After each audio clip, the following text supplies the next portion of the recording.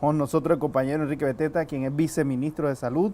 Junto a él el compañero Bruce Menzies, integrante de CONICIDA. Y por acá con nosotros también la compañera Argentina Parajón, presidenta de la Comisión de Salud de la Asamblea Nacional y también diputada ante este Poder del Estado. A los tres, muchísimas gracias por estar con nosotros. Muchas gracias. Gracias. Buenos días.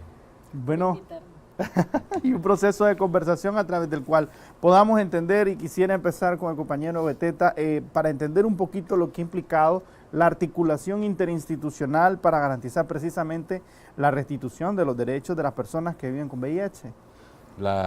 El espacio, digamos, de vínculo, de coordinación en la CONICIDA es un espacio, digamos, que ha ido creciendo de alguna manera en la medida que hay un vínculo de trabajo con las asociaciones, entre las instituciones del Estado y los movimientos sociales, porque ahí tenemos movimientos sociales.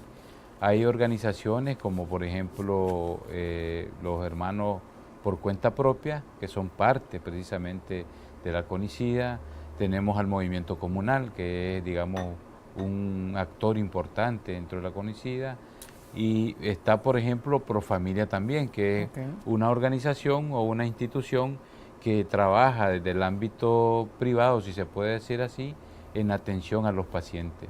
Eso por mencionar, digamos, tres actores que están ahí, pero por la parte institucional tenemos la Procuraduría de Defensa de los Derechos Humanos, tenemos al Ministerio del Trabajo, al Ministerio de Gobernación, y eso hace que los vínculos de trabajo que tengamos faciliten de alguna manera esa coordinación y efectivo trabajo hacia resolver, digamos, algunas situaciones que se presentan con algunos hermanos, pues. Hemos tenido en la historia de la CONICIDA, yo estoy en la CONICIDA desde el 2004, 2005, por ahí, pues, ¿verdad? Y desde ese momento hemos recibido, yo estuve primero cuando estábamos en la parte, digamos, en la oposición, y hoy que estamos en esta misión, pues estamos ahí cumpliendo el trabajo. Entonces, desde ese momento hasta la fecha, hemos recibido denuncias por escrito, denuncias de los compañeros que llegan, por ejemplo, a hablarnos y decirnos que han sido tratados de una u otra manera, ya sea por una institución o por una organización, pues, y le damos seguimiento de alguna forma, pues. Y a esas denuncias que nos llegan, nosotros tratamos de darle una respuesta con los diferentes actores. Ahí entra el Ministerio del Trabajo, la Procuraduría de Defensa de los Derechos Humanos, las propias asociaciones de personas con VIH, como Azombicida y Animat Vida, que son, digamos, las organizaciones más fuertes que tenemos de compañeros, hermanos de personas con VIH, que llegan y también acompañan estos procesos. Y entender un poquito desde la perspectiva del ejercicio mismo de la CONICIDA, compañero Bruce, cómo podemos entender en principio la articulación que involucra también actores sociales, lo cual no es estrictamente algo común en los países de América Latina, pero también esa vinculación posterior, ¿no?, con ya organismos y con ministerios formados dentro de la lógica gubernamental. ¿Cómo podemos entender esa articulación y lo que ha significado para las personas que viven con VIH? Sí. Bueno, la verdad es que dar una respuesta integral al VIH no es una tarea solamente que le compete a un Ministerio de Salud, por ejemplo, o a una entidad rectora como CONICIDA. Tiene que involucrar al resto de la población. En este caso, por ejemplo, Nicaragua es un país firmante y miembro de Naciones Unidas. Se rige también bajo los lineamientos de ONUCIDA, que fue creado cuando se dieron los primeros casos de VIH en el mundo. Y ONUCIDA le dice a los países: integren a las poblaciones afectadas por el VIH, a las poblaciones claves, a las poblaciones que pueden ser más vulnerables a adquirir el VIH. Y eso es lo que ha hecho CONICIDA: invitar a las poblaciones claves. En este caso, cuando hablamos de población clave, para que el pueblo de Nicaragua lo entienda, son aquellas personas, como por ejemplo pueden ser trabajadoras sexuales, hombres que tienen sexo con hombres, transexuales, y se pueden ir ampliando a otras poblaciones como privados de libertad, usuarios de algún tipo de droga, que bisexuales, que son las personas que están en mayor riesgo de adquirir VIH sin que el resto de la población esté exenta, y ayudan a CONICIDA y a las autoridades nacionales a dar una mejor respuesta. Nadie mejor que nosotros sabemos qué es lo que, cómo queremos ser tratados y qué es lo que demandamos para que se nos pueda ayudar en todos los sentidos. Entonces, a una persona con VIH en Nicaragua sabe, o tenemos que decirle al resto del pueblo, que, como dice el doctor Beteta, hoy en día adquirir VIH es de estar dando un diagnóstico, por muy terrible que pueda ser para algunas personas, de una condición que tú te vas a poder medicar y vas a poder seguir viviendo en una condición crónica de vas a tener que ser supervisado cada mes, cada 2 meses, tomarás unos medicamentos que afortunadamente en este país son gratuitos totalmente, con una serie de medicamentos apropiados al nivel de cómo está la infección en la persona, porque nosotros en Nicaragua brindamos medicamentos de primera línea, segunda línea, tercera línea. Gratis. Y mucha gente cree que el VIH es una cuestión de tomar antibióticos. No, es una cuestión de tomar antirretrovirales. Y eso es lo que te va a disminuir la carga viral y va a elevar tus defensas, tu CD4, y vas a poder llevar una vida plena, totalmente como el resto de la población. Muy bien. Diputada, entender un poquito lo que ha implicado desde el marco regulatorio en nuestro país, las garantías que han facilitado precisamente esa articulación. El viceministro nos explica muy bien desde la perspectiva institucional, también con su expertise dentro de los movimientos sociales que trabajan la temática, y después también desde la perspectiva de los movimientos sociales vemos cómo se da esa articulación y efectivamente los resultados. ¿Qué marco jurídico es con el que cuenta Nicaragua y a partir de eso cómo podemos entender esa articulación? Bueno, hace 6 años esta asamblea asumió la tarea y la responsabilidad de actualizar una ley. Ya existía una ley, pero esa ley tenía una serie de vacíos que había que completarlo. Entonces, hace 6 años, con la ley 820, que tiene un nombre largo, ¿verdad?, que dice Ley de Promoción, Protección y Defensa de los Derechos Humanos ante el VIH y SIDA para su prevención y atención. Entonces, eso lleva una connotación verdaderamente amplia, y esa amplitud en la cual se trabajó, lo trabajamos con todos los organismos que hasta ese momento formaban parte de la CONICIDA anterior.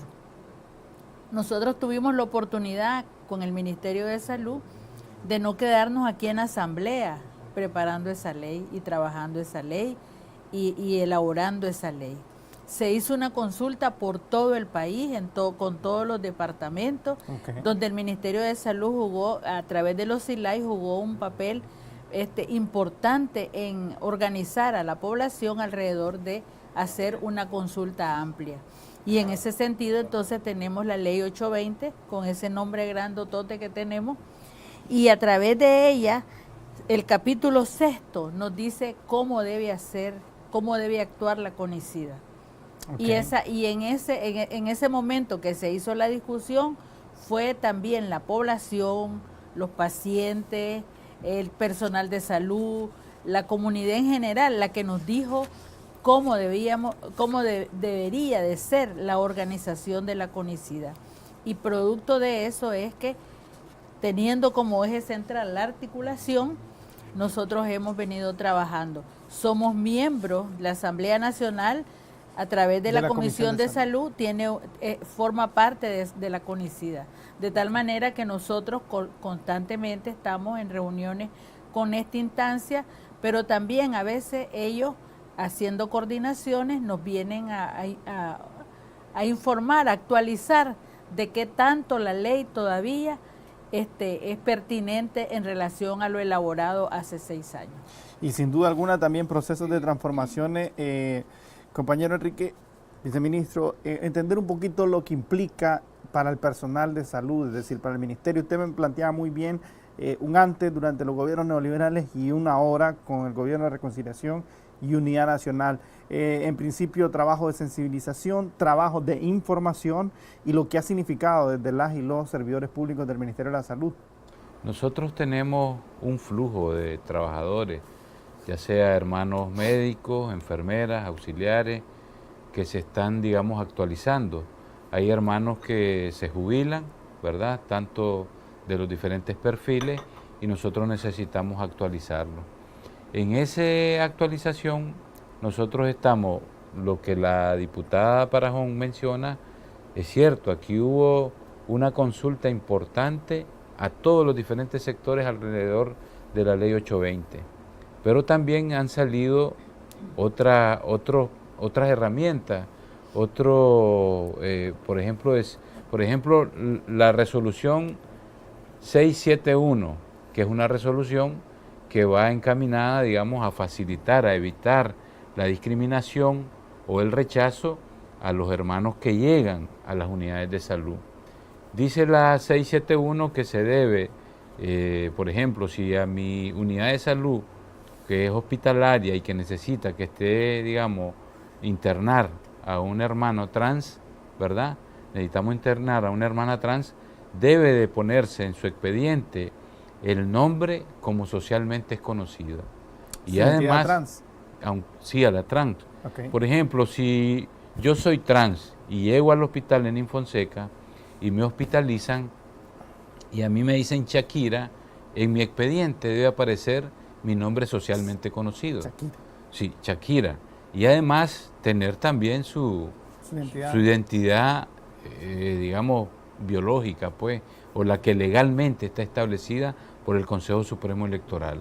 Esas dos, digamos, identidades favorecen a que ella se sienta tranquila, se sienta bien, porque se siente reconocida como realmente ella es conocida entre sus amigas y todo. Entonces eso favorece mucho el poder, digamos, reconocer su identidad de género. Eso es un tema, pero también hemos logrado trabajar para asegurar que toda mujer embarazada, toda mujer embarazada pueda recibir su tratamiento, ¿verdad?, de alguna manera gratuito, como lo decía Bruce. Hay tratamientos que cuestan hasta $3,000. El tratamiento de tercera línea es el más caro, pues que ya el de tercera línea es cuando ellos están teniendo resistencia a los dos primeros, pues. Y entonces el de tercera línea es la última opción que tenemos, precisamente para evitar que ellos puedan complicarse. Es importante los exámenes complementarios que deben de tenerse y asegurar que puedan hacer su chequeo como está establecido, pues, según el equipo multidisciplinario, porque eso también en el hospital o la unidad de salud donde son atendidos, hay un equipo multidisciplinario que es el que lo chequea, que es el que les da seguimiento, pues, ¿verdad? Entonces, ahí Bruce lo señala muy bien, pues, estamos en esa lógica, trabajando por asegurar la atención, una atención solidaria, con calidad, con cariño, hacia los hermanos y hermanas con VIH.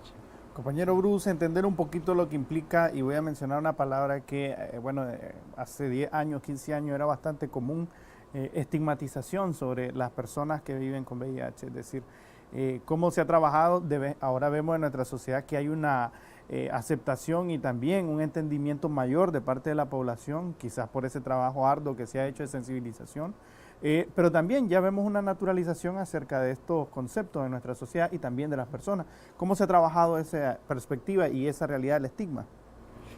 Bueno, verdaderamente en el tema del estigma y discriminación ya llevamos un buen tiempo recorrido, no solamente en Nicaragua, sino que a nivel mundial.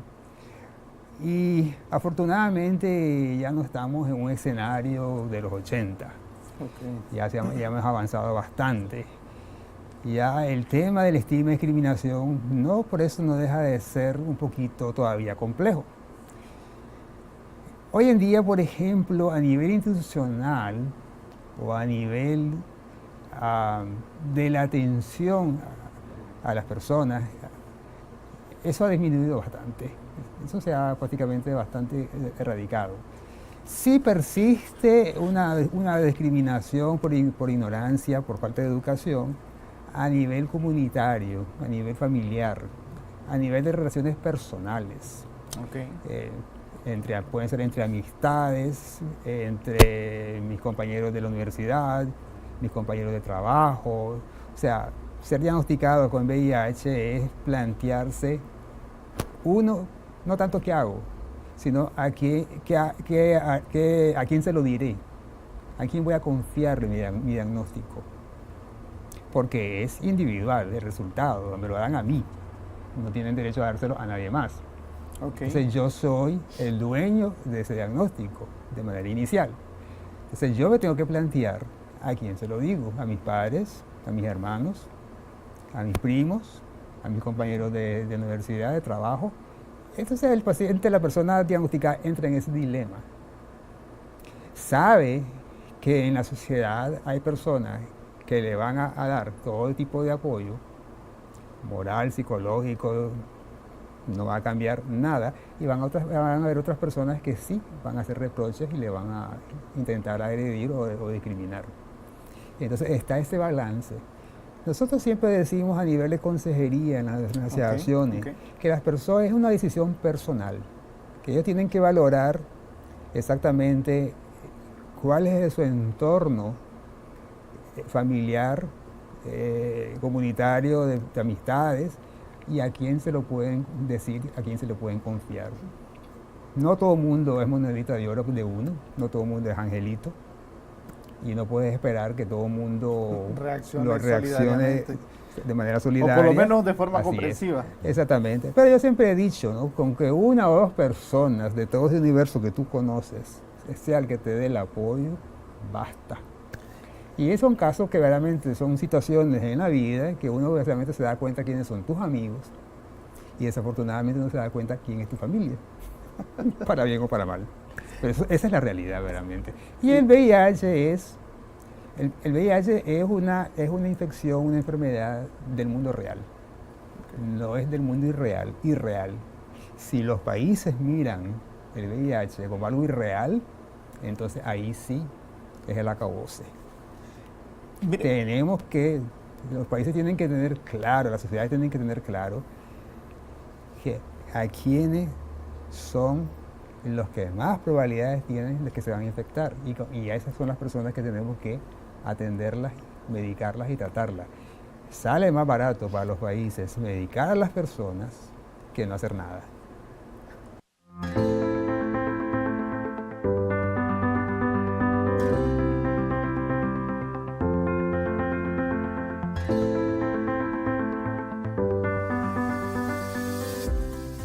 El VIH es un virus que debilita las defensas del cuerpo humano y por ello hace vulnerables a las personas que lo portan ante las enfermedades. Consciente de esta realidad, el Ministerio de Salud, a través del Hospital Manolo Morales, brinda una atención nutricional a más de 800 personas con este padecimiento. Como principal reto que tenemos es que estas personas, una vez diagnosticadas, comprendan que al ser diagnosticadas perfectamente pueden llevar una calidad de vida totalmente plena. Ese es nuestro principal reto. ¿Y cómo se logra ese reto? Ayudándoles a entender que pueden llevar una alimentación saludable, balanceada. Por ejemplo, tenemos lo que es el cuadrado de los alimentos, implica los alimentos básicos, que es lo que tenemos los carbohidratos, que va incluido el pan, el arroz, las harinas, lo que es yuca, que quisque. ¿Cuál es la función de ellos? Nos van a dar energía para hacer nuestras actividades diarias, como correr, caminar.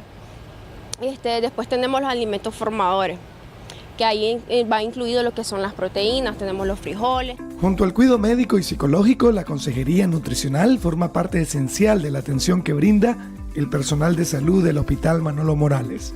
Los pacientes que a diario asisten a su consulta médica reconocen los esfuerzos del MINSA por mejorar su calidad de vida. Gracias a nuestro pueblo, pues el presidente, y acá hemos avanzado un sinnúmero de de retos a nivel de Centroamérica, ya que somos el único país de Centroamérica que tienen acceso al medicamento retroviral los pacientes que trabajan o son desempleados, mientras que si los vamos al resto de los otros países de Centroamérica, ahí son los que aportan a la caja del Seguro Social, los que tienen dinero, mientras que acá en Nicaragua tienen el privilegio de todo, de tener todo el medicamento al acceso a ello. La alimentación de las personas con VIH debe ser sin excesos de grasas y dulces. Es importante también que realice los 3 tiempos de comidas para no recaer, agrega la nutricionista. Eso es la clave, que el paciente entienda que si lleva una alimentación balanceada puede evitar enfermedades oportunistas que interfieran con el deterioro de la salud de la persona. Es de suma importancia que ellos realicen actividad física, salgan a deporte y su alimentación. Pero ¿cómo va a ser esto posible? Acompañado con su tratamiento también. Okay. Sin el tratamiento y sin una alimentación balanceada, el paciente recae. Pero ¿cómo va a ser eso posible? Que el paciente se comprometa tanto con su medicamento como su alimentación. ¿Cada cuánto los pacientes diagnosticados con VIH vienen a la atención nutricional aquí en el Hospital Manolo Morales? Una vez al mes. Y se trata de darle acompañamiento, que su consulta con el médico sea acompañada con el nutricionista. Y así se van viendo si se atiende individualmente de acuerdo a cada patología del paciente. En los casos de que un paciente con VIH esté constantemente decayendo, el personal de nutrición del Hospital Manolo Morales realiza un estudio macro y de micronutrientes con el fin de mejorar su calidad de vida. En muchos casos, se les da gratuitamente un suplemento nutricional. En cuanto a los retrovirales, el MINSA garantiza mensualmente estos medicamentos que tienen un alto costo.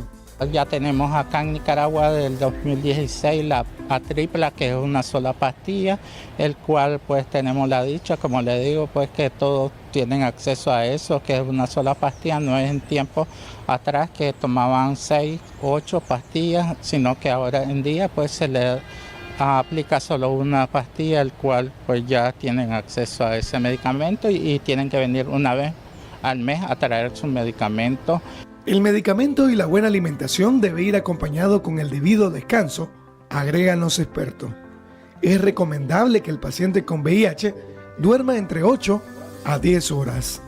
¿Qué es lo recomendable desayunar, almorzar y cenar a pacientes con VIH? Bueno, recordemos lo del cuadrado de los alimentos.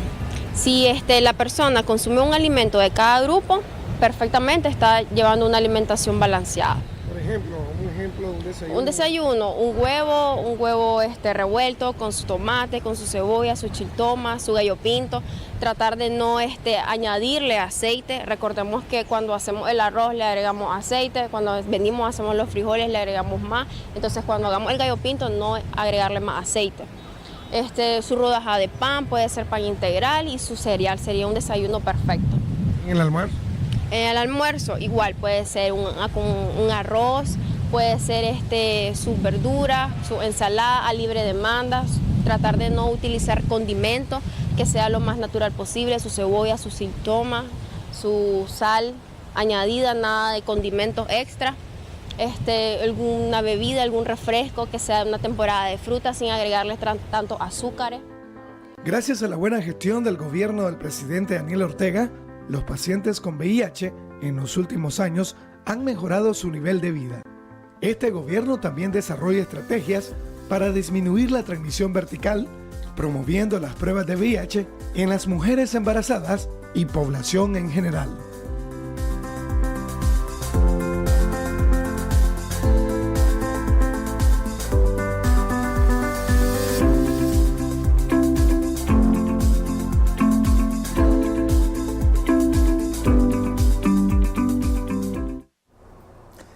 Bien, ahí estaba precisamente un reportaje que nos ayuda a entender un poquito esa perspectiva también de la responsabilidad compartida.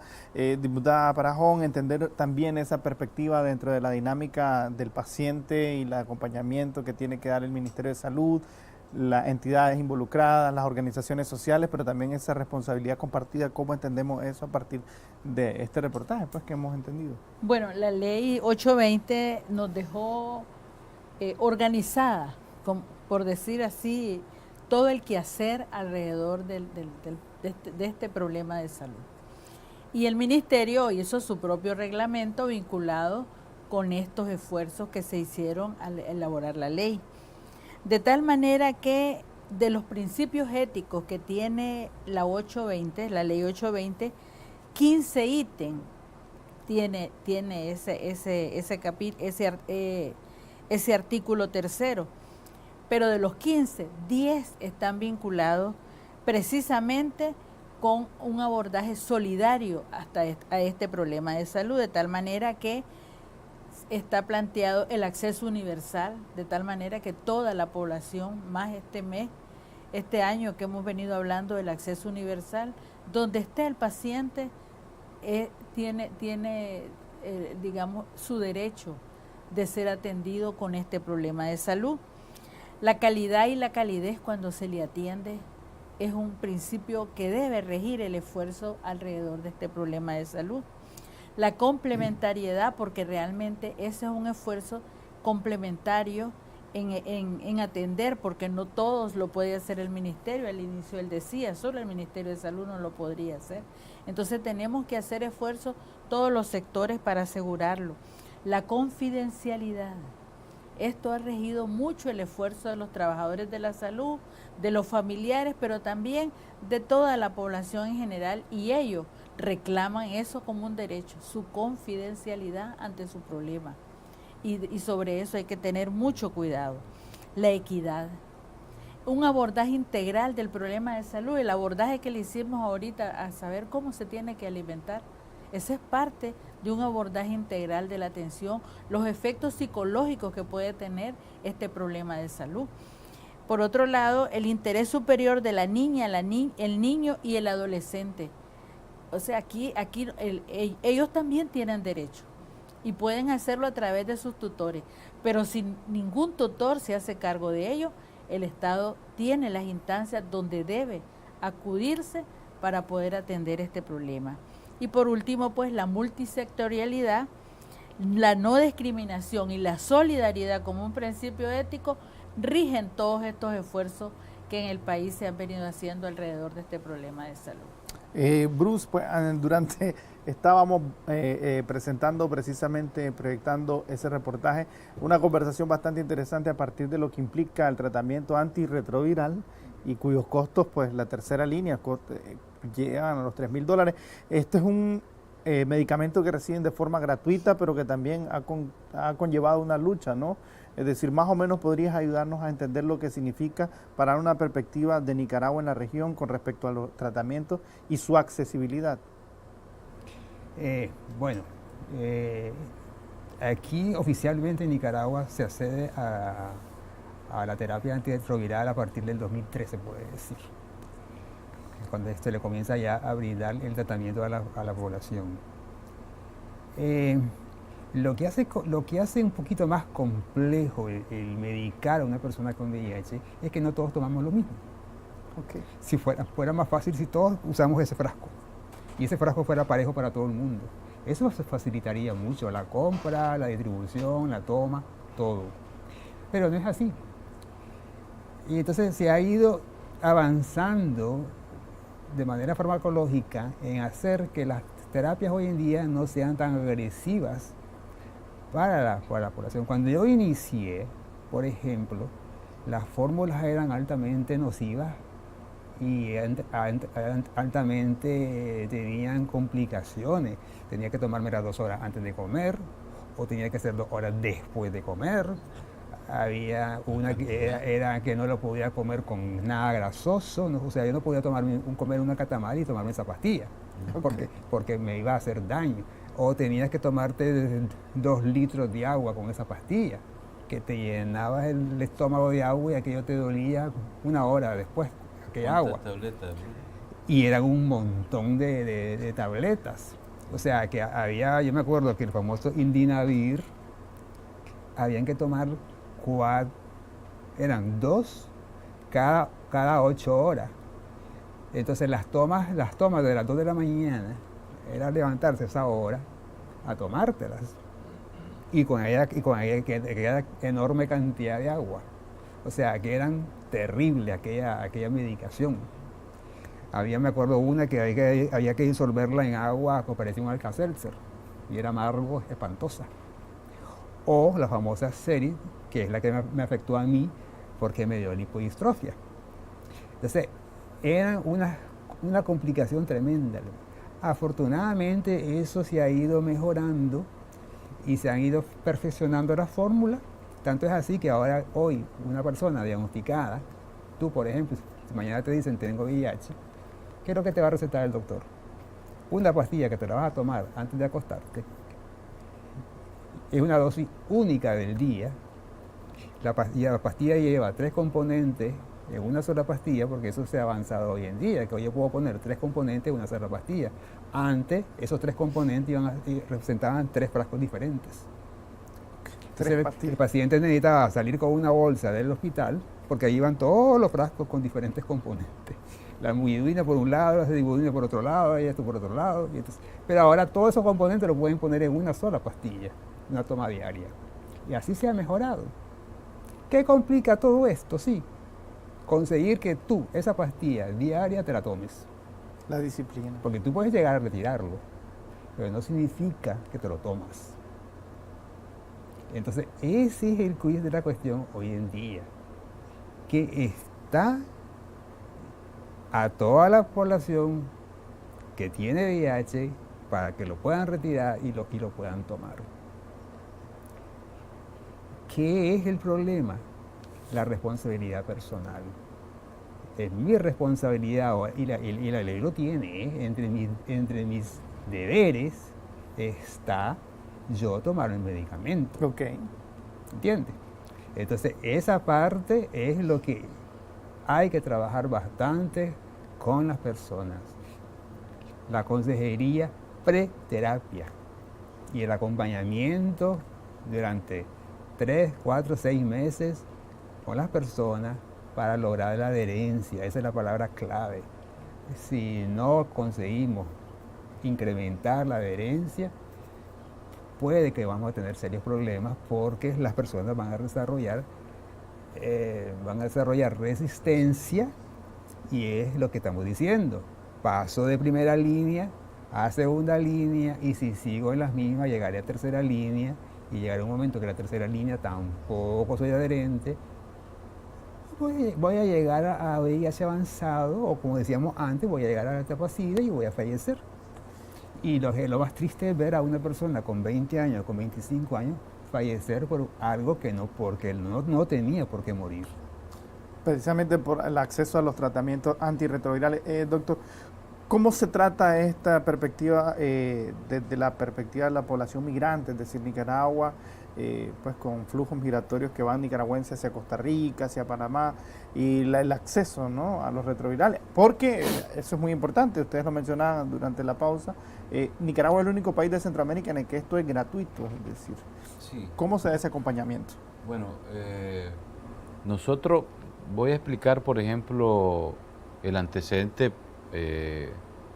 más cercano, que es el odio que desataron el año pasado y que nos llevó precisamente a establecer un plan de acción para poder garantizarle el tratamiento a los hermanos, pues, que son personas con VIH nicaragüenses que inclusive no venían a Nicaragua, inclusive algunos que estaban atrapados en algunos lugares, pues, donde los tranques y todo eso, que fueron la máxima expresión de odio en este país, y que de alguna manera teníamos que garantizarle el medicamento. Entonces hicimos un plancito que había que asegurar el medicamento en sus unidades más cercanas, y orientamos precisamente a los responsables de insumos médicos y los responsables del programa de VIH de cada territorio, en este caso los SILAIS, para que aseguraran que yo, Enrique Beteta, que estoy tratándome, porque a veces decido venir a tratarme a Managua, por decir algo, pues. Yo quiero que me vean, yo vivo en Masaya, pero quiero que mi tratamiento me lo entreguen en el Pedro Altamirano, ¿verdad? Porque no quiero que allá en Masaya la gente se dé cuenta, pues.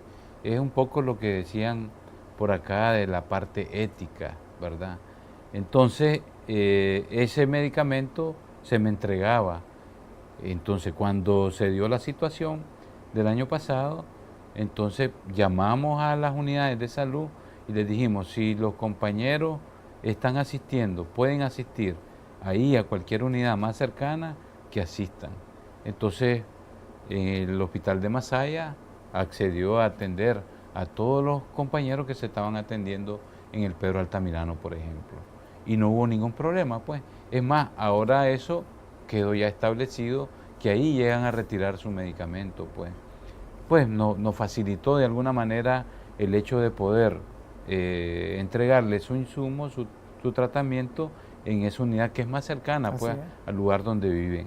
Acomodarnos ante la crisis. Exacto. Y también hay hermanos que viven fuera del país, por ejemplo, voy a poner ejemplo Costa Rica, Guatemala, que nos pidieron, pues, si podían retirar su medicamento un familiar, les dijimos que hicieran una carta donde nos autorizaban, pues, a entregarle el medicamento al hermano, a la mamá, al papá, y que esa persona se encargaba responsablemente de enviárselo al lugar donde ellos estaban viviendo. Entonces así tenemos muchos compañeros nicaragüenses, muchos hermanos nicas, que retiran su medicamento de esa forma, pues se los aseguramos al familiar y el familiar se los hace llegar hacia el lugar donde están viviendo, pues. De esa manera el Ministerio de Salud garantiza que puedan acceder al medicamento gratuito, ¿verdad? Si hay algo que nosotros debemos de sentirnos orgullosos es que en este Ministerio de Salud, en esta Nicaragua libre, se garantice el medicamento de todo tipo gratuito para todos los nicaragüenses. Y vamos a seguirlo garantizando mientras la revolución esté, digamos, siempre con nosotros, pues, ¿verdad? Pues, diputada argentina, a modo de conclusión, entender un poquito el marco jurídico y entender, tratar, ¿no?, en 2 minutos de obsequiarnos una interpretación a partir de esa regulación que tiene Nicaragua.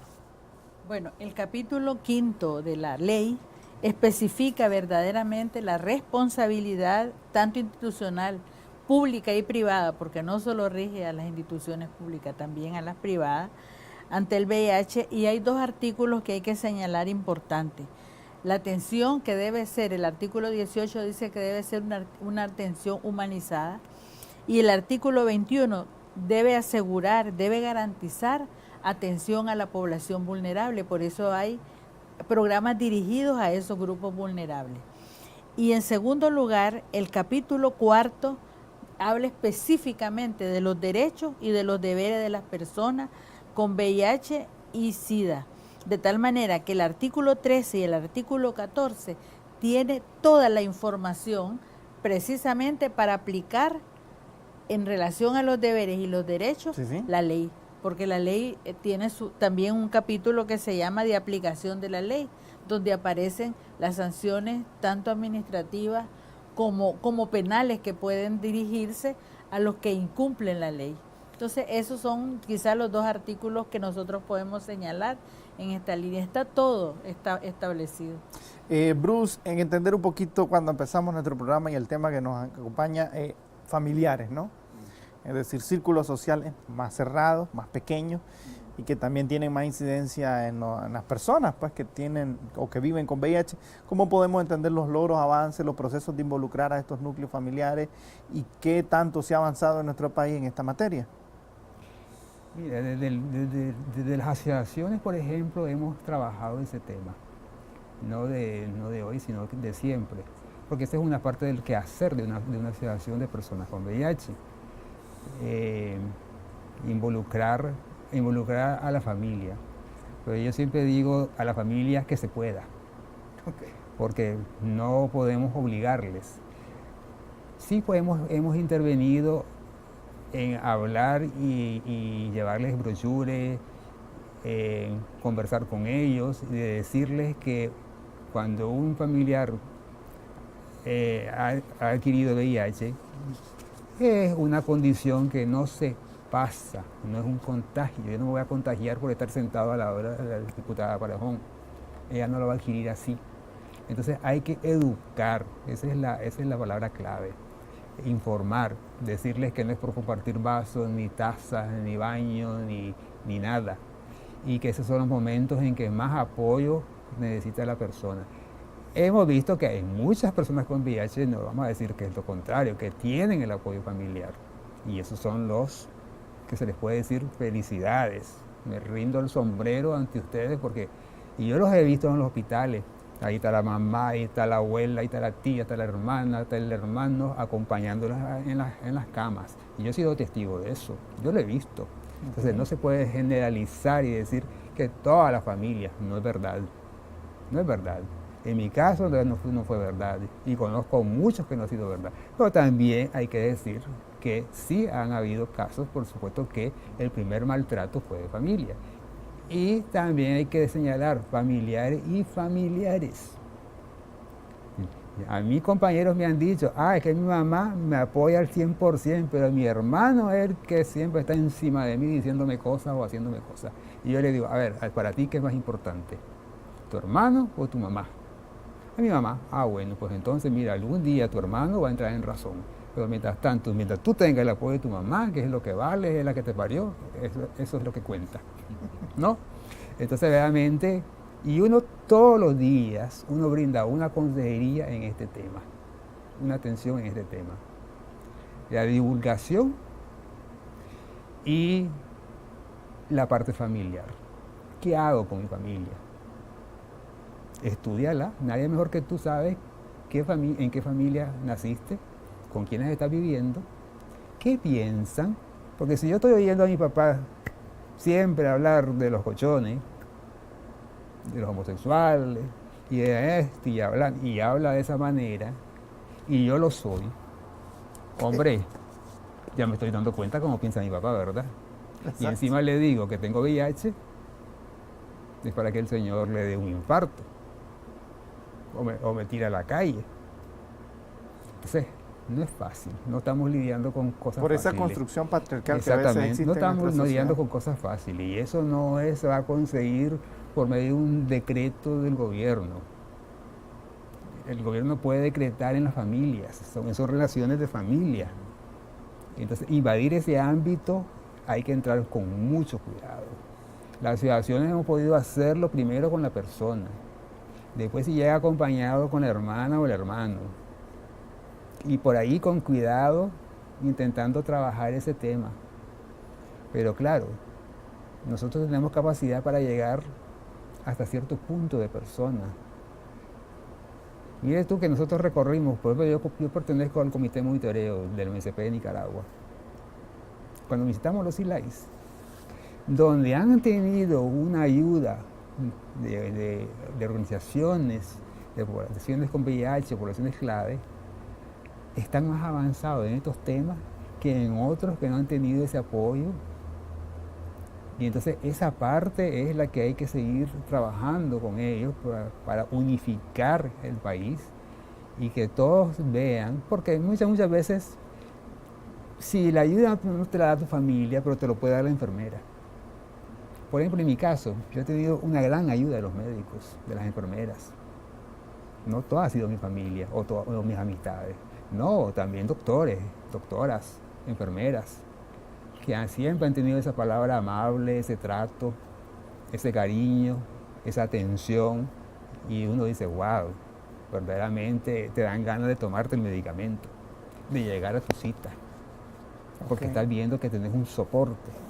Entonces yo siempre les digo a los muchachos, a las muchachas, si no tienen el soporte familiar, van a tener el soporte de las amistades, del personal de salud, porque sí, hay personas en ellas que sí brindan ese acompañamiento, esa ayuda.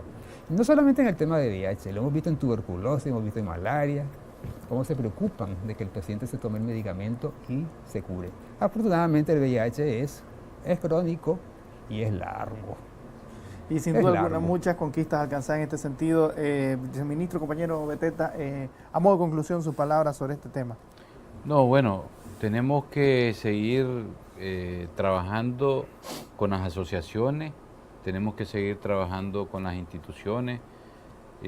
Como decíamos al inicio, el tema de VIH, como otros temas, no solamente son temas del Ministerio de Salud, es tema de la sociedad en su conjunto. y tenemos que involucrar a todas las instituciones que podamos y los movimientos sociales para asegurar, por ejemplo, ese desafío que hablábamos de lograr evitar que las mujeres panzoncitas logren infectar a su bebé, por ejemplo, ese es un desafío de todo el país, porque necesitamos que la familia de esa panzoncita sepa que ese niño puede nacer sin enfermedad. Y eso es a partir precisamente de cumplir con la recomendación que se le da de un tratamiento que debe tomar, que también es para todo el universo de pacientes con VIH.